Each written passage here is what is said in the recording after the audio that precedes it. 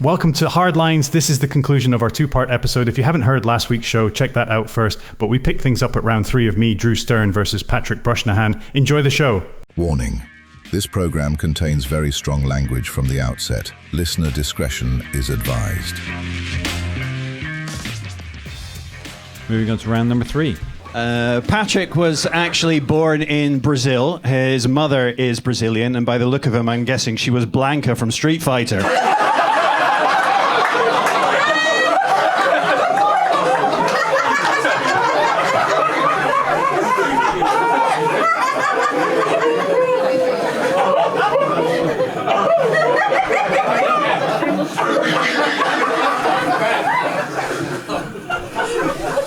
Told you not to bring that up. So that's a rule violation, unfortunately.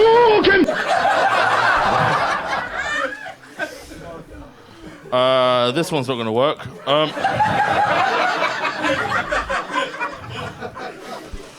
Drew is a hobbyist and he collects watches. He actually is wearing 2 today, but none of us can tell him whether there's a time that's a good look. He also can solve a Rubik's Cube in under a minute, but it's taken him 16 years to still have an unresolved marriage. Yeah, but my mum's fat, fine.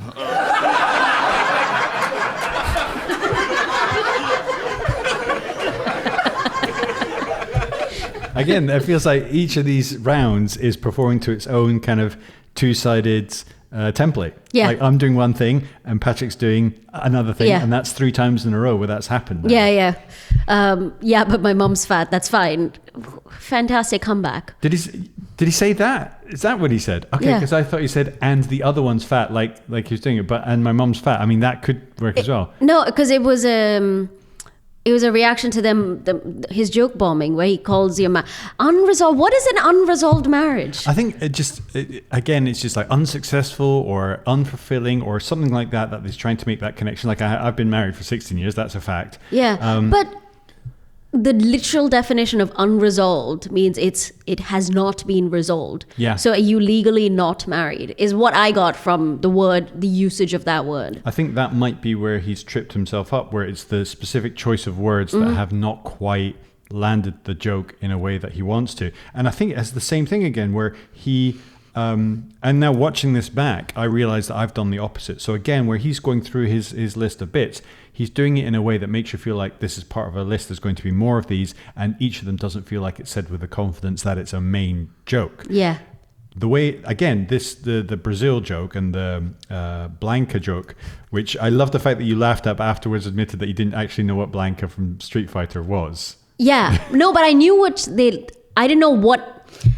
Confusion. I don't know what that was, but I knew what they look like. Right, okay. Yeah. So they're the Brazilian character in Street Fighter. Yeah. And then later on, way down the line, I realized I wasn't even thinking about Blanca from Street Fighter. I was thinking about a Pokemon. And in my defense, a Pokemon is the one that looks like a boulder with 2 arms. Okay, so I don't know enough about Pokemon to know which one you're talking about. So my brain was there being like, it's a Street Fighter character, and my image was of a Pokemon. That's interesting, because I think because it's done in the structure of a joke, so people hear the structure that they think is going to be funny, so they're primed. They hear other people laugh, so that buys their brain a few milliseconds to make a connection, which in your case may have been the incorrect connection, but was still funny enough to sweep up in the audience. But my point about this is that I delivered that, even though this was a preamble, I delivered it in a way that felt like it was the end of a joke. Yeah. So I could rest on it and did. But the listicle that Patrick does, but also Patrick, a great thing that he does, which is a very generous thing to do as a performer, is he lets my laugh die down, run out. He doesn't try and interrupt it. He waits, but he also uses that time to think of what his comeback's going to be. Yeah. And he does the I asked you not to bring that up. That's always that's very much a yes and kind of thing. Like, yes, I'm agreeing with that, but I told you not to bring it up. So it feels like it's even though it's a preposterous thing to suggest, he's grounded it and he makes it feel real. Then he goes, that's a rule violation, which I feel like is more for us, the comedians. Like there's rules at roast battle. And then off from the flanks, Callum comes in with the Hadouken reference, which is spot on for this because that's the Street Fighter thing, but you're still thinking it's a Pokemon reference. So. No, I still knew it was Street Fighter. Right. But the character you were thinking of was actually a Pokemon character that you had transposed into Street Fighter. Yeah. Right. I have no clue why. I have, even now thinking about it, I was like, but why the animation and the art is so different? Yeah. But doesn't matter. It happened. I think the Blanca thing, it's one of those things, if you think about it for long enough, it falls apart, but it just hangs in there together because it's a ridiculous looking, crazy, wild looking thing that is established that it's from Brazil. Number one, it's male, so it wouldn't be his mum. And that's really the only connection. It's the hair. I don't know if people made the hair connection because he's got really kind of spiky hair. But Blanca, the Street Fighter character, is not like an overweight character. It's really ripped, but it's just kind of like he was all bent over and kind of weird troll-like character.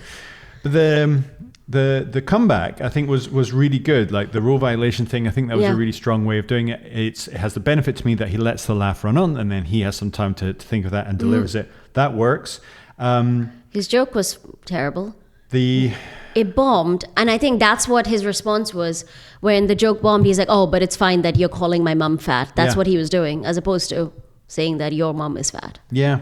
I mean, he has the 2 watches bit, which he rushes through the punchline. Yeah, he just mumbled it. And I didn't quite catch it. Today was the first time I actually found out what it was. So what does he actually say? It's something about it's not enough time to tell you that it's a bad look. Yeah. Something to that effect. Yeah. I think it has the kind of 1-2 punch of not being the best punchline, but also then when it's mumbled and also set up in a way that it feels like more is coming, that you rush through it and there's no confidence in it. But then his the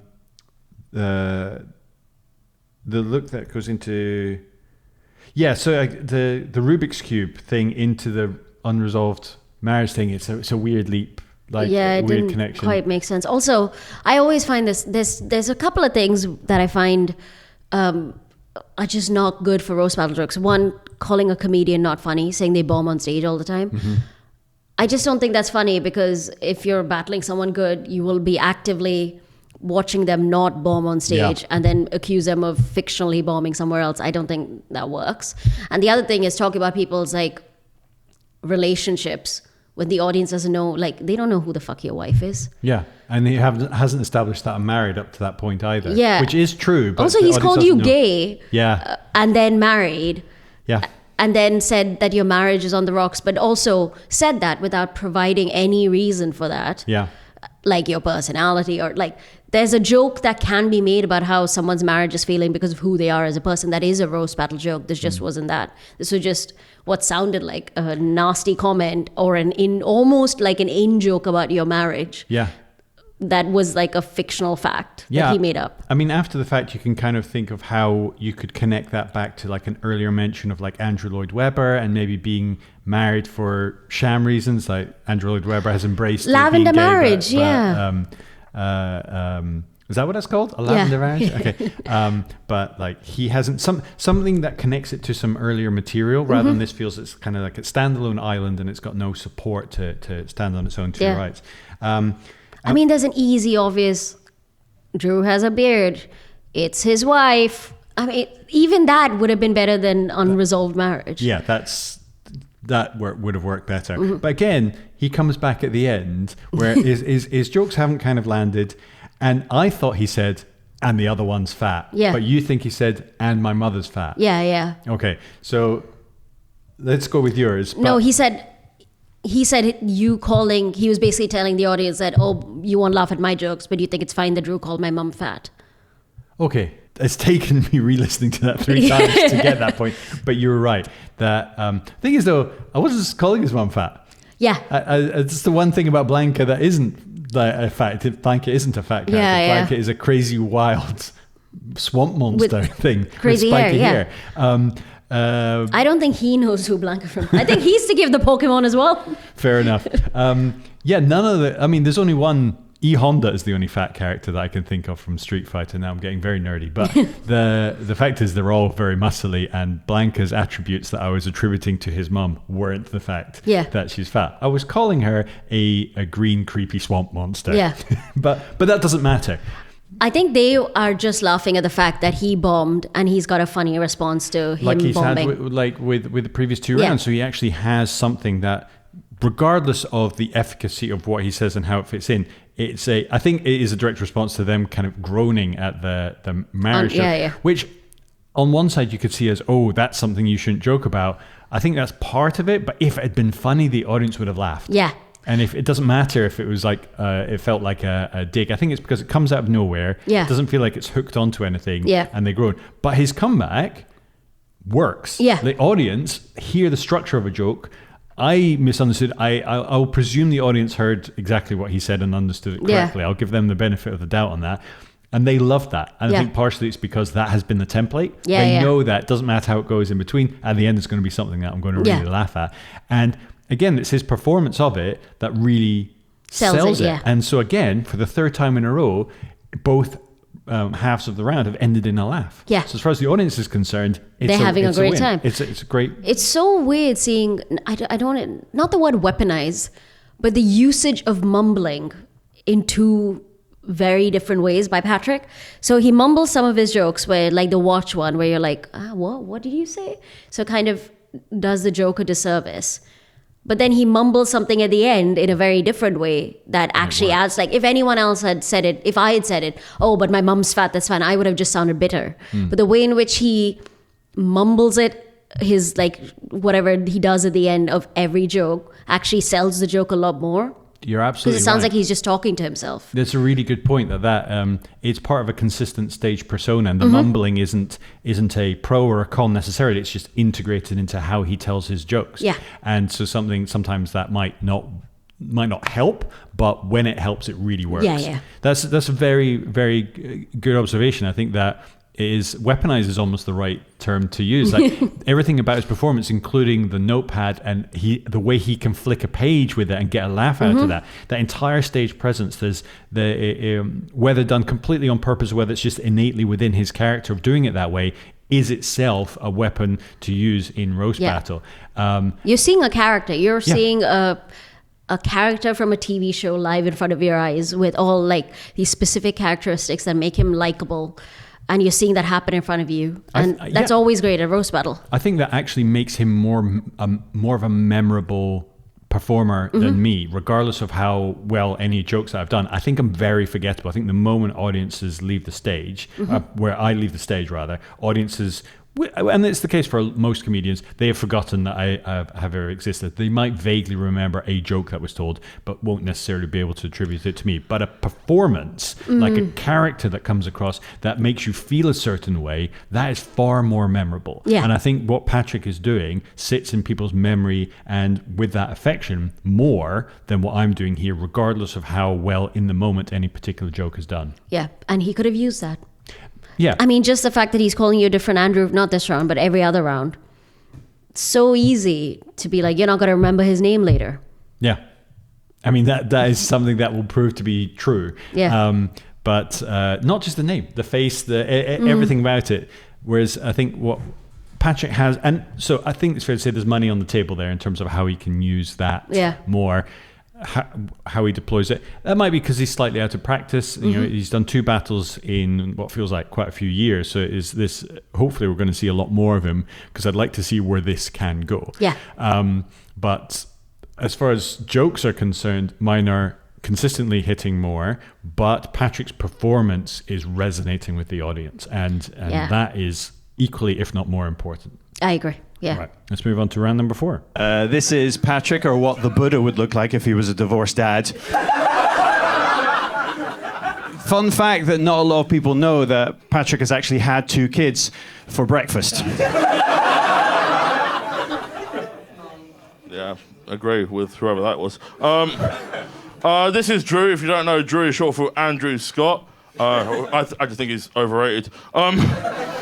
And a homosexual, like Luke Hall. The Drew in a previous job was actually a director at Babe Station. I don't know what that means. I think it's just when you call up and say, can you rub the phone against your tit?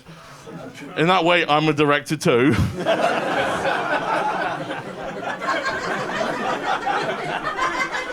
Drew actually, when he was working there, he asked to be on camera, and the manager said, "Listen here, Drew, son." This is how it sounded like.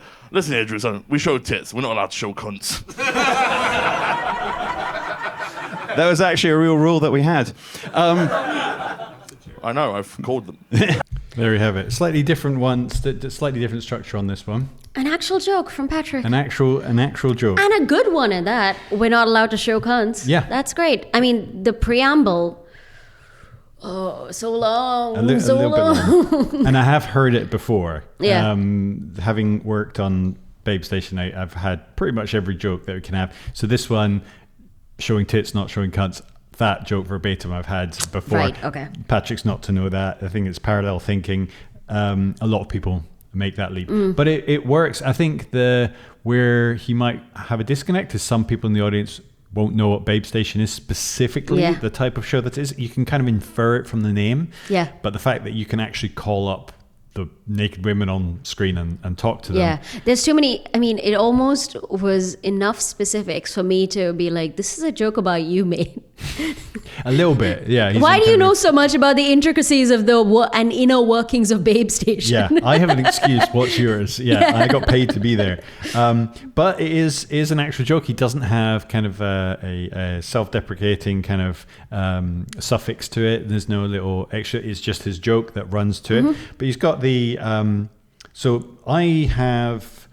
This is this is where I was rearranging stuff, so I dropped a joke from this. So the had two kids was originally the actual joke from round 2. Right, rolling after Indiana Jones. Yes, that's right, which I've now pushed into this joke, which had a different actual joke. So this is what the Buddha would look like as a divorced dad. It's fine. Yeah. It's okay. It got a laugh. It got a laugh. I think at this point, this is kind of like round 4 where I think you can park a weak joke. Yeah. So that's probably why it's there.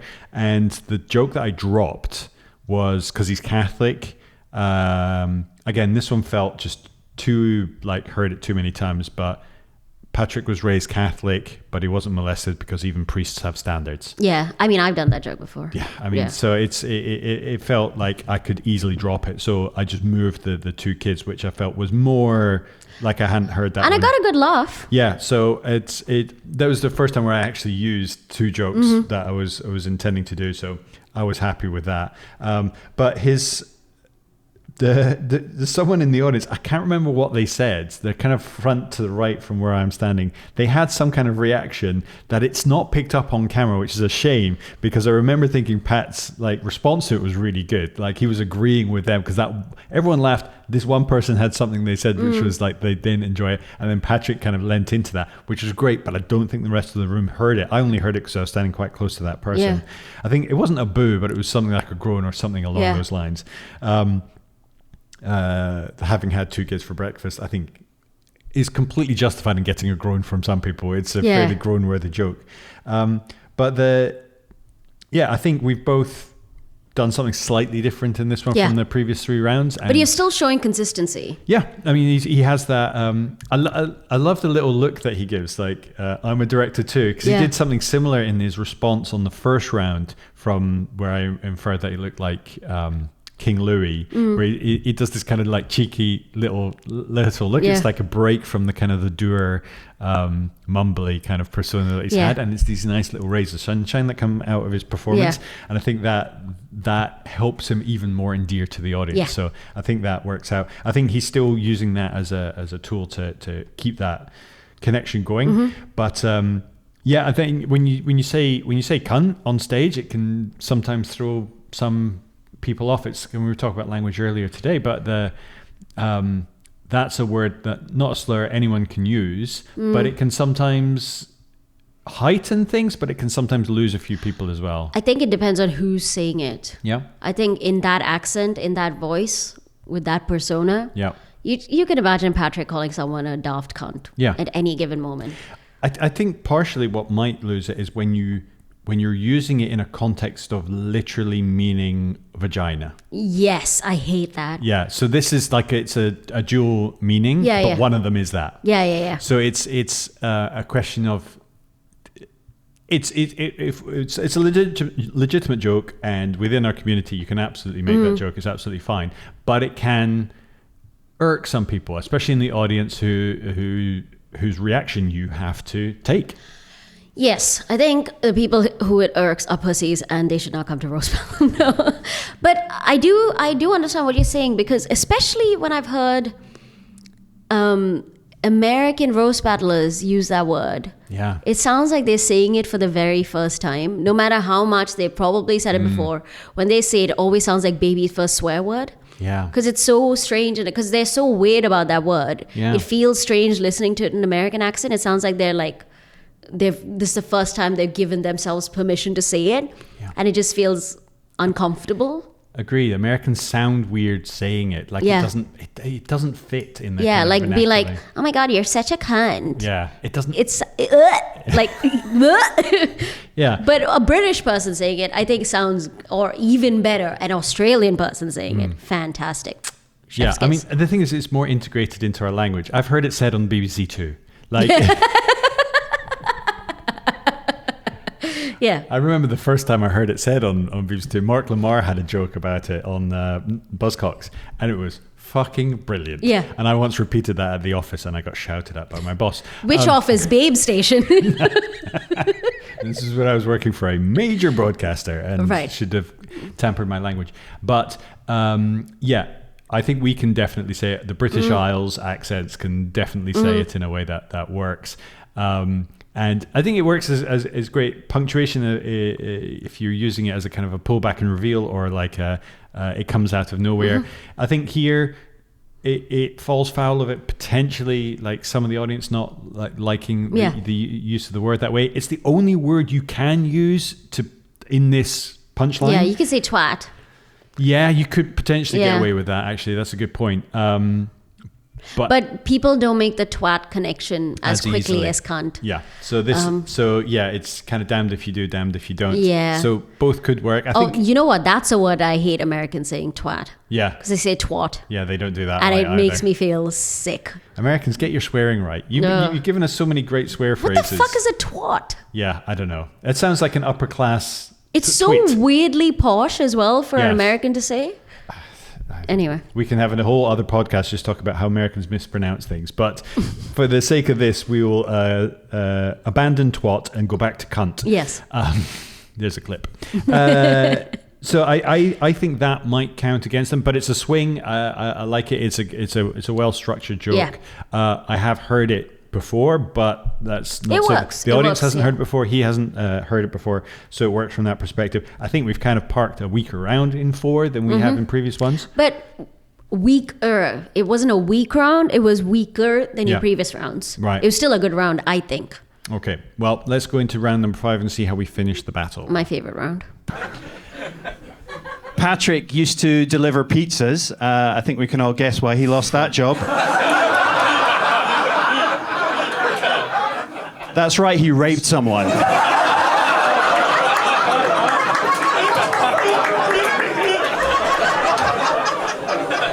you still want your pizza? No? All right.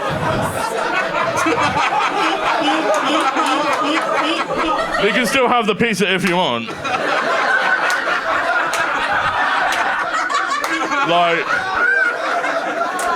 I mean, so much here's been stuffed.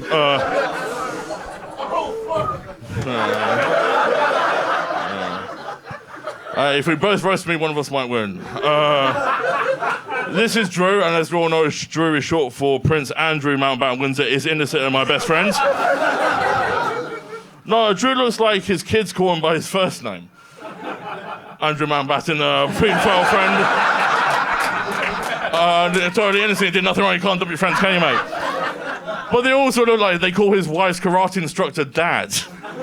Unless they're at formal events in which they call him Dada-san. Just a bit of culture there. End battle, page 6.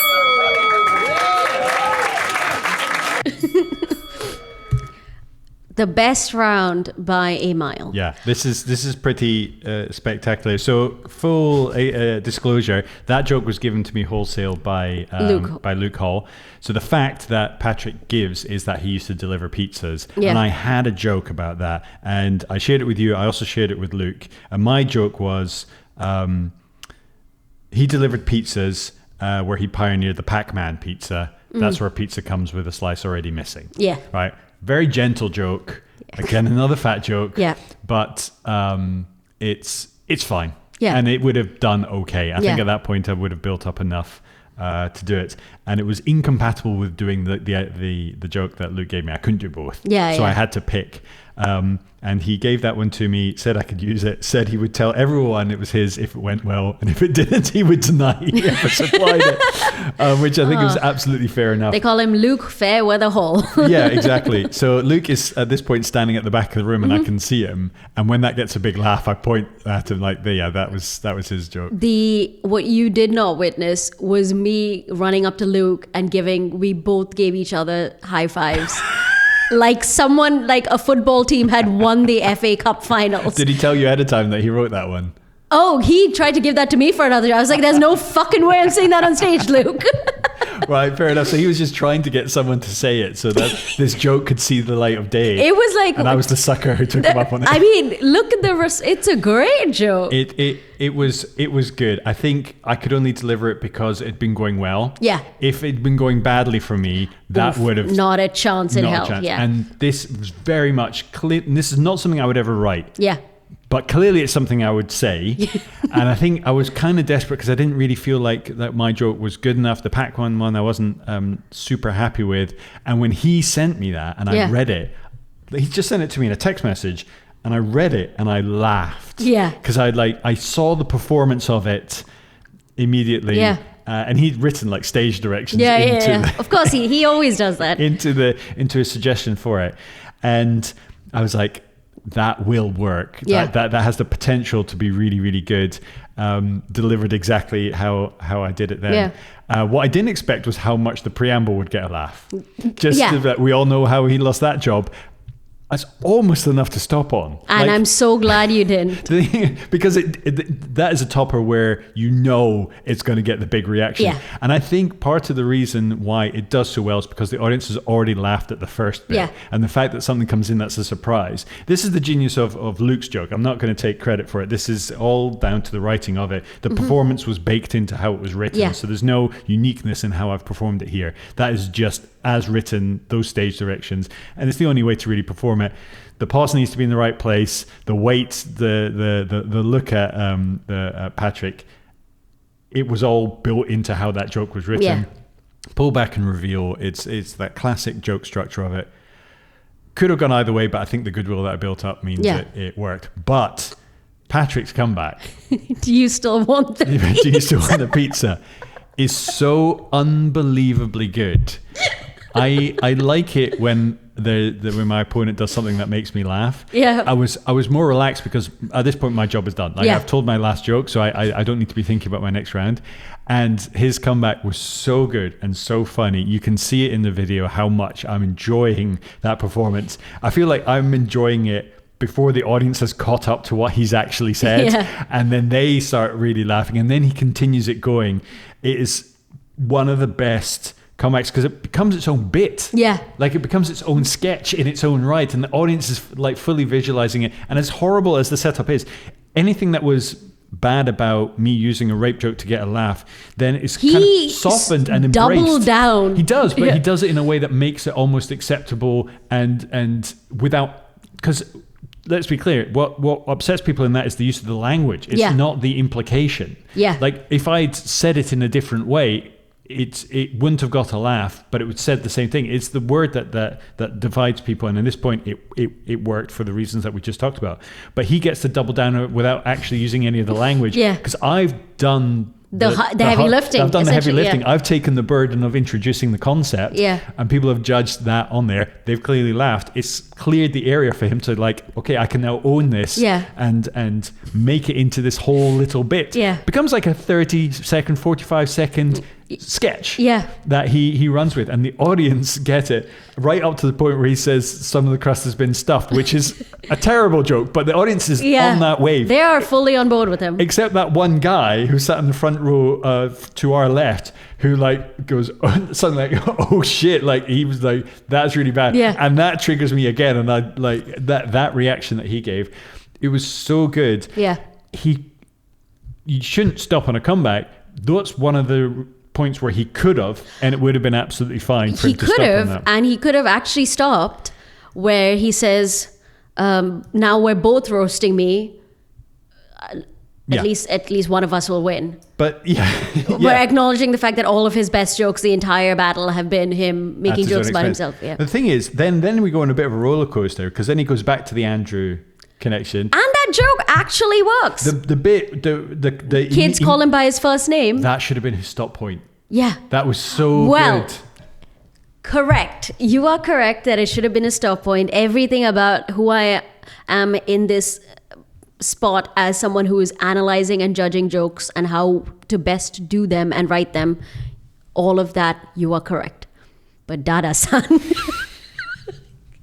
I enjoyed that so much. I think Dada-san is a great joke. But the audience didn't necessarily agree. No, there was one fan of that joke, and it was me. Right at the back of the room. And the thing is, because it comes after a bit of a dip, because the Andrew Mountbatten Windsor gets such a knee-jerk reaction. He should have just audience. stopped there. It worked so well.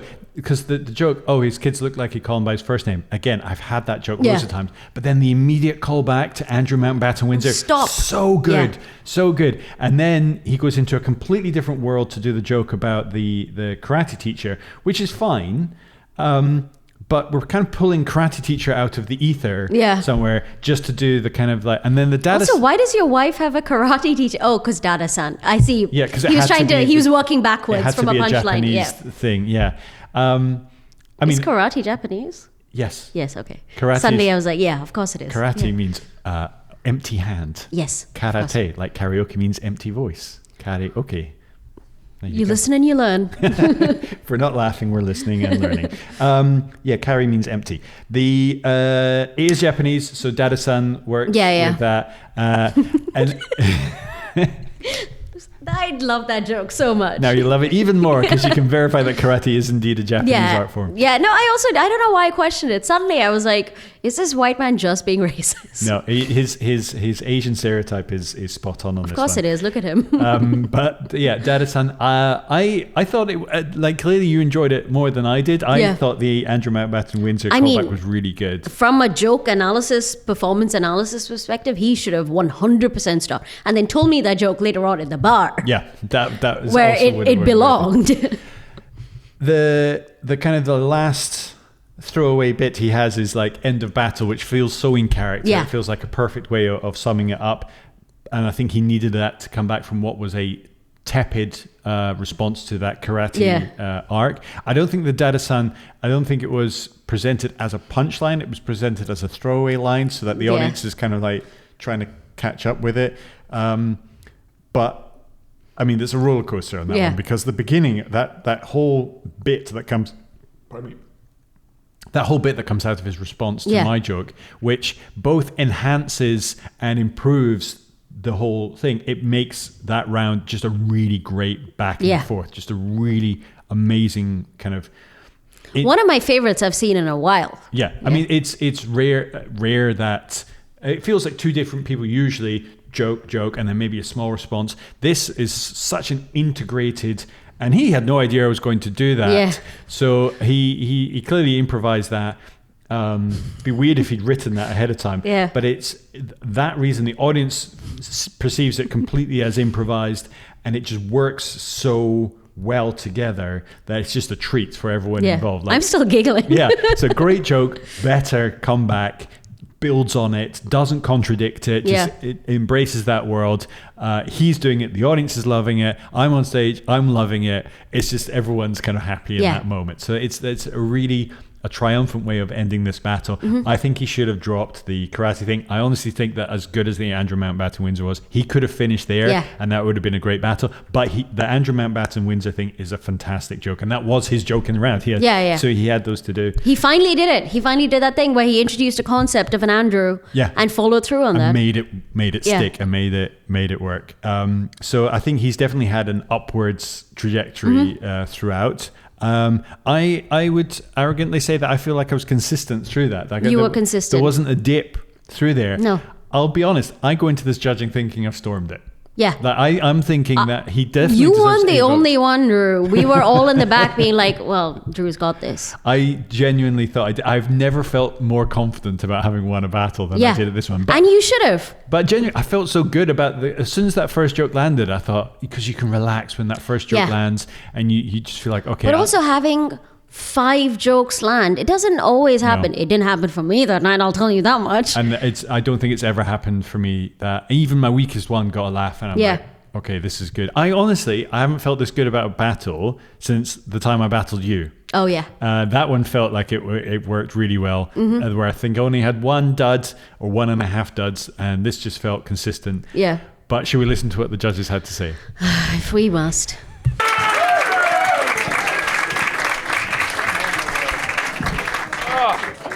Fantastic. I'm glad you guys could take the time out of plotting to kidnap Holly Willoughby to be here and let us all do that. That was a phenomenal battle. Thank you so much for that. Masood Meilass with the first thoughts on this. I mean, yum. And a lot of fun. That Blanca line. Oh, shit. That was great. That was. You know what? At times, Pat, your fucking comebacks were solid. I think that's the one that synced it for me. I'm gonna go with Pat on this one because those, because you dished them out, but you fucking caught it. That was really good. 1-0 to Patrick Brusnahan. Insane. But forget all of that. I just remembered something in this moment, which is my funniest moment from that night. Which is a bit of inside roast battle gossip for everyone else. It's not gossip, and Luke's gonna hate that I'm mentioning this on the podcast. We were in the green room before this entire night started, and Luke, very, very well done as his job as an MC, goes up to Masood and says, "How do you pronounce your name? Is it Masood Meilass or Meilass?" And Masood says, "Oh, it's Meilass." But it doesn't matter. And Luke's like, "No, I want to get it right," and then proceeds to introduce him as Masood Meilass. Like some sort of weird passive-aggressive dig for every round for the rest of the night. And by the time he does it for the 5th time, I was like, he doesn't know he's doing this, but if I were Masood, I'd be like, wow, this guy really fucking hates me. Especially after specifically asking. Wow. That didn't endear him, but then why do I get thrown under the bus because of that? Yeah, I know. Love it that Luke comes on and says, phenomenal battle, knowing that last joke that got a massive laugh from me was his joke. Yeah. Oh, he wanted to say it so bad. I've not seen a man wanting to say this since I've seen a white man trying to say the N-word at roast battle. Like, he wanted to tell everyone it was his joke so bad. So, we battled each other at the Fringe one year. I was meant to battle someone else. They dropped out like last minute, 3 hours before the battle. And I was up there. I was only really going up there to do the roast battle and maybe a few other spots. So this was like a big deal for me. I really wanted to do it. And I knew that Luke was battling that night. So I asked if he wanted to do a second battle on the night against me. He agreed. And we sat down. We basically wrote together just to get it done. And one of his jokes, he gave me a joke to use against him, which I did. And then while we did it on stage, he told everyone on stage that he had written that joke. It's like, for fuck's sake, Luke. I mean, there's one thing but it doesn't matter. Yeah. He was helping me out anyway. So he didn't do it here. I think it works better for it. And I am very open about the fact that he wrote that joke. That is his joke. So Masood's, I think the reasoning there makes perfect sense. He acknowledges the Blanca joke that he really liked it. And I think that memory of the comeback, some of his comebacks are better than others, but because that last one is so good and it's right there on the 5th round, it sits right in the memory. Yeah. I don't necessarily blame him for making that connection. I think it works out. And at this point, from the perspective of someone in the back of the room, I'm going, it's just Masood. It's one guy. It's one guy. It's just Masood. And he's been doing some weird calls tonight, but he's going with his heart and he enjoyed the comebacks and it's what made him laugh the most. Whatever. Who cares? That's where I'm at this point in time. Yeah. Not going to lie. I was like, okay. That was I thought I'd swung this. I thought I'd get the first 3 and then Pat would get the last one. It's not how it went. Like, let's go on to Mark Cram. I enjoyed that battle there between 2 siblings where the parents are only proud of one of them. Fucking faggot as well. First of all, I thought the Blanca joke was electrifying. Thank you. The nerds in the audience really appreciating that one. There we go. who's like it was a really solid, but it was a really solid about some really fucking funny jokes in there. Like Drew, it was a lot of fat jokes one after another, but the Indiana Jones one was fucking brilliant. Love that. That was like Patrick. I think like you were really funny, but I think your best moments of the battle were you roasting yourself more than roasting Drew. So I am just going to give that one to Drew. So 1-1. Our Mark Cram is always correct, and I stand by saying that every time I hear him speak. He is the exact judgment that I would have done if I were judging that roast battle. Was what Mark Cram did. Yeah, I'm happy with that. The Blanca joke getting a second call out. I will say that Blanca joke I wrote on my way out the front door to get in the car, and it just occurred to me, and I just scribbled it down on my notepad, and that became like a whole round based around that. And after having stressed about it for as long as I had, like the whole week of trying to write these jokes, it just comes to me at the last hour, the 11th hour, and then that's the one that now twice in a row has got a mention. That's always the way, isn't it? Yeah, it's the one that I clipped to put out on my socials. It's after all that stressing, it's when you stop thinking about it and you think I've got my 5, then it just occurs to you like, oh, that's going to work. So I'm very happy that came up. I think it's I agree with it. I'm biased obviously in this circumstance, but I think he makes the right call that Patrick had some amazingly funny stuff within the world of roast battle. It's the stuff that exists outside what we normally rate, but because it can't be separated from it, it is a completely legitimate thing to recognize, even to call out or to vote for. So it just depends on how you want to make your vote count as a judge. So And at this point I was like, okay, see, there we go. There we go. Where it gets a bit weird is that we carry on with Steph Aretone. Steph Aretone, give us your thoughts on that battle. So difficult. Like, the rebuttals were insane. They were mostly about you. There was some niche jokes that I didn't get. Some of the girls in the audience were like, yeah, there's a lot of laughter, but I don't know what's going on. I reflect that. My favorite is that when he was roasting you about your pizza delivery, that you're actually wearing the jacket from that job, Patrick. So that's nice. I also enjoy... He's still going! I'm still giving him points in my brain. Honestly, for consistency, Drew, you fucking nailed it. You had actual jokes. Patrick, just for personality, man. Oh, God. I love these two dearly. But Patrick, I'll give you a point if you give me a cigarette outside.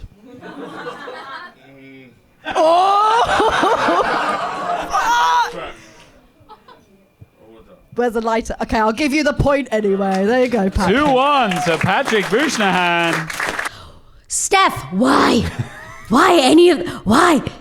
I did go up to her later and say, you sold me out for a fag. Like, and one that she did not even get. Yeah, I think that was a bit. I mean, she definitely got it. By the way, Patrick's a lovely man. Yeah, but, she knew like how she wanted to give that point, and I think now listening back to it again in her reasoning, it kind of makes more. What reasoning? Well, she said you had consistency and you actually wrote jokes. What more? Personality is not a reason to win roast battle. Well, clearly, it's for Steph Aretone. It validates her point giving. But I love Steph. Can I say I love Steph with my whole heart? But you dumb bitch. I didn't say it. I agree, but I didn't say it. So yeah, I at this point I'm like, did I not do as well as I thought I did? Because like again, it's very happy to recognize consistency in joke telling, and I think that is as much as I, from my biased opinion, disagree with the judging of it. What I can't deny, and what we've talked about here as well, is that Patrick's delivery and personality are incredibly endearing and memorable and a very powerful tool in making an audience laugh. And that deserves to be recognized. And I think that's what's happening here. So it makes it even harder for people just getting into it to think it's not just about writing great jokes and about performing them with confidence. Like, what can really help you win is if you also have this kind of innate characteristic that people really buy into and deliver it in a way that gives an audience a memorable experience, not just the jokes you tell, but how you tell them. Like, because that's so ethereal. That's hard to teach. It's hard to explain. But clearly, there's an efficacy to it. So I think that's what's shining through in these in Masood and Steph's comments, and even Mark as comment on it. My compliments are getting from you wrote a joke and you performed the joke well, like that, which is the kind of the standard bricks. But that what Patrick has been recognized for is so like that X factor, that extra little thing that you can't quite put your finger on. I agree, but at the same time, you have to have the ability to also consistently write good jokes, which he does. He fully has it. He hasn't used it, but he does have that ability. As we said earlier on, he's got that 10%, but for a majority of the battle, all he has is that 10%. All he has is 10% that they remember. They're fucking drunk and stupid, aren't they? Potentially. I'm sorry. I love both Masood and Steph. They're very good friends of mine. But they are, in this moment, drunk and stupid. But so at this point, the judging is going south for me. I'm still happy because I know I've delivered a good battle. In my head, I'm going, how can I clip this and actually make this work for me in the long run? Because I know I'm not getting paid for this battle. Yeah. But so that's 2-1 against me at this point with one judge left, the inevitable Mr. Adam Green. Adam Green, your opinion matters this time. Oh, hi, Luke. Thanks for having me. Now, I've been judging roast battle for 7 years now, and I thought that was a great battle. Wasn't that a great battle, guys? Really good stuff there. Oh, it's fantastic. Drew, you started really strong. Remember that? He was going, he's cooked. He's three-peated him. I'm learning some phrases here, even after 7 years. But then you came back by like doing all the pizza thing. Like every comeback, like Pat just had it, and it just really tickled me. Like, and we've known each other a while. I was the guy who still accepted the pizza.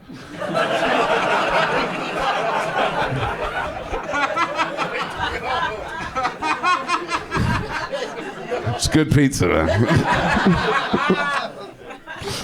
But yeah, it's really tight to vote between. But I'm just gonna give it to Pat. 3-1 to Patrick Brusnahan. What an upset. There we have it. Give it up for defeat. Patrick and Drew, everybody. Mental. Absolutely mental. Do you want to hear a really weird fact about this? Yeah. Adam came up to me afterwards and said, "You were robbed." And I said, "Yeah, by you."